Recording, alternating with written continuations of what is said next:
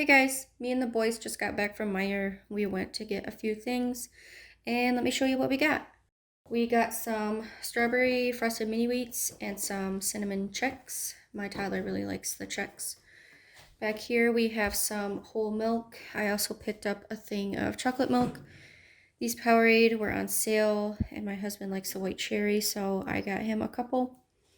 We also got some juice. I got some peach apple juicy juice and also some of the cherry.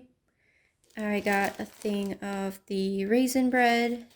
And then back here I just grabbed 2 of the oatmeal for my son. We were also almost out of formula, so I grabbed 3 things of those. I also picked up some baby food just for some convenience for me. We got 2 of the apple berry blend, 2 of the mixed vegetables.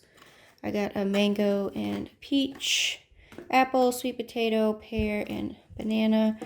Also got some bananas for my toddler. Some of them were pretty beaten up in the store because he wanted to hold them. Got some peanut butter, a couple things of mushrooms, some cheddar cheese, and then they also had a sale on the clothing, and my toddler needs some more sweatshirts. This was actually half off, so it was only $5. Thought that was cute, so we got that. And that is everything we got today at Meijer.